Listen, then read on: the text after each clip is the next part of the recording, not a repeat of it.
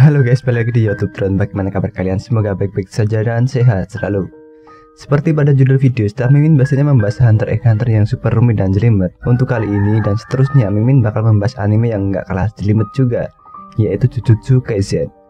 Tepatnya chapter 65. Tentu chapter 65 adalah kelanjutan dari episode terakhir anime Jujutsu Kaisen yang terhenti di chapter 64. Mimin review ini adalah permintaan dari salah satu viewer yang berkomentar di channel kami, dan tak sengaja Mimin baca. Maka dari itu, jika kalian punya permintaan atau anime yang mau dibahas, silahkan tulis di kolom komentar ya guys. Oke, tak usah lama-lama, langsung saja mari menuju ke konten. Di episode terakhir season 1, Itadori, Yuji, Panda, Megumi, dan kelompoknya karena telah membantai kutukan tingkat atas. Di sini, Oitodo dan Meme memberikan rekomendasi untuk mempromosikan murid Jujutsu tahun pertama dan kedua menjadi penyihir kelas 1 dan menerima misi lain untuk diselesaikan secara mandiri guys. Hasil misi ini mempengaruhi keputusan untuk memberikan atau menolak status mereka menjadi penyihir kelas 1. Nah, saat ini Meme dan Oi sedang membicarakan itu sambil main pingpong guys. Di sini Oi mengklaim dan berharap mengatakan Yuji akan menerima rekomendasi dan menjalankan misi bersama Oi untuk meningkatkan kemungkinan bertemu dengan jari Sukuna lain. Meskipun Meme di sini tahu bahwa orang yang direkomendasi dan orang yang merekomendasi tidak akan menjalankan misi bersama-sama. Kesimpulannya, Oi tidak akan menjalankan misi bersama brothernya yaitu Yuji dan membuat Oi kecewa. Kemudian kita pergi ke tempat Ichiji yang membawa Megumi pulang, sementara Yuji pergi untuk menonton film. Ketika Nobara pergi ke kota Tokyo untuk mencari pakaian desainer di kota, Nobara bertemu dengan seorang gadis yang bernama Yuko Ozawana. Yuko Ozawana menunjukkan sebuah foto dia masih gendut dan foto itu juga menunjukkan dia berdiri di samping Itadori guys. Pada pengambilan foto dari hari itu, Yuko mengumpulkan cukup keberanian untuk meminta foto dan pada dasarnya mengakui bahwa Yuko naksir pada Yuji Itadori. Nobara pun membawa Yuko ke restoran untuk mengobrol.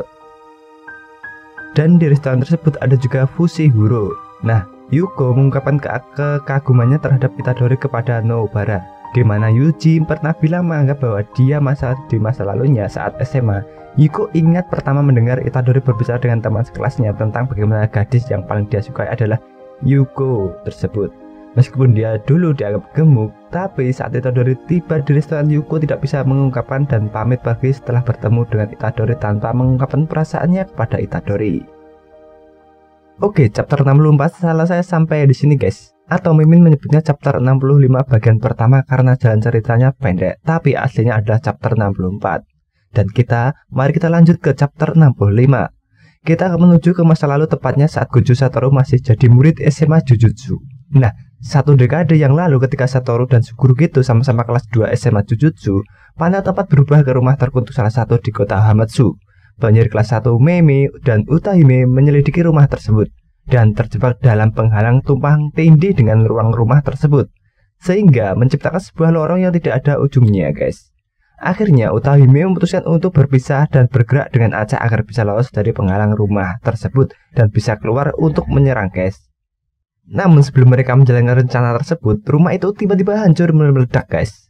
Kemudian setelah ledakan tersebut, ternyata muncul Gojo Satoru di depan Meme dan Utahime. Benar, Gojo Satoru lah yang menghancurkan rumah dengan kemampuan Blue Gojo tersebut. Kemudian Gojo menanyakan keadaan Utahime, apakah sambil dengan nada yang mengejek, Gojo berkata, "Apakah kamu menangis Utahime?" Sedangkan Meme yang tidak terkejut dengan hadirnya Gojo meledek Utahime dengan bertanya kepada Gojo, "Gojo, apakah kamu akan menghiburku jika aku menangis?" ujar Meme dengan ekspresi tante ganjen menggoda Gojo Satoru. Kemudian, tepatnya sebelum Utahime membalas ejekan mereka, tiba-tiba muncul monster raksasa di belakang Utahime guys. Di situ juga muncul Suguru Geto yang saat ini di masa ini masih teman Gojo di SMA Jujutsu. Suguru berkata kepada monster tersebut agar tidak memakan orang yang lemah. Kemudian Gojo membalas dengan tidak ada yang memilih menyerang orang yang kuat maupun yang lemah. Tampaknya guys, Gojo dan Suguru sudah berdebat saat di SMA Jujutsu. Di situ juga muncul Shoko Airi, SMA Jujutsu kelas 2 yang juga dikirim untuk membasmi monster rumah tersebut. Utahime yang melihat Shoko hadir langsung memeluk dia karena Utahime dan Shoko sangatlah akrab, sambil berkata, agar jangan jadi seperti Gojo Satoru dan Suguru, ucap Utahime ke Airi. Lalu Meme mengejutkan mereka dan bertanya kepada semua penyihir yang dikirim tersebut dengan menanyakan apakah sudah memasang tirai penghalang ke rumah tersebut agar tidak terlihat oleh orang biasa. Nah, ekspresi mereka semua pun terdiam karena muka-muka yang polos yang menunjukkan bahwa mereka lupa memasang penghalang kepada rumah tersebut. Oh iya guys, maksud dari tirai penghalang ada seperti sebuah penutup gaib di mana saat ada pertempuran di tempat tersebut tidak akan terlihat oleh orang biasa atau warga. Contohnya seperti ledakan dan lain-lainnya. Kemudian alhasil video meledaknya rumah tersebut menjadi sebuah berita di TV.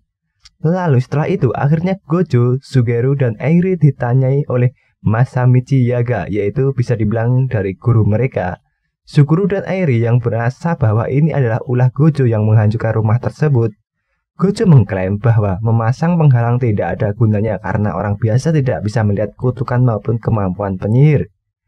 Di titik ini, kemudian Shoko pergi menyelinap keluar ruang tersebut, sedangkan Gojo dan Suguru pergi ke kelas setelah briefing dengan Masamichi.